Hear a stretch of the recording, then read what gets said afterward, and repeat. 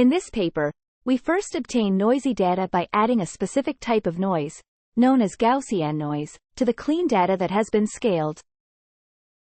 This is done using a mathematical equation that involves a scaling parameter and the Gaussian noise. Next, we parameterize the score function using a denoiser that is trained with a loss function. This denoiser estimates the Gaussian noise included in the noisy sample. It is trained with a loss function that measures the difference between the actual Gaussian noise and the estimated noise. We then iteratively apply the score function to obtain clean data samples. This is done using an update rule that involves a distribution of noisy data and a scaling parameter. This process helps us to gradually reduce the noise in the data and move closer to the clean data.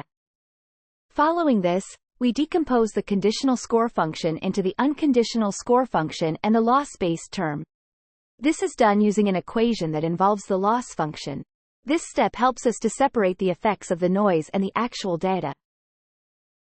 We then update the noisy sample using the gradient of the loss function with respect to the noisy sample.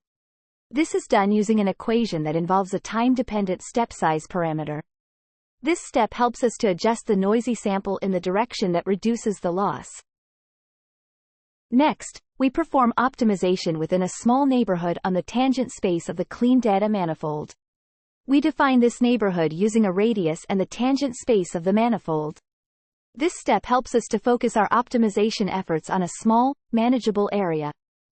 We then project the guidance onto the manifold using a perfect autoencoder or a latent diffusion model.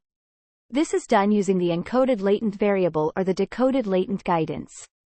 This step helps us to update the clean data estimation.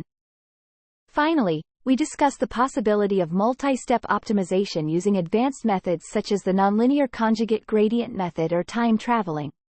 We suggest that performing multiple optimization iterations can potentially improve the quality and speed of the results. However, we do not provide specific details on the extent of improvement achieved.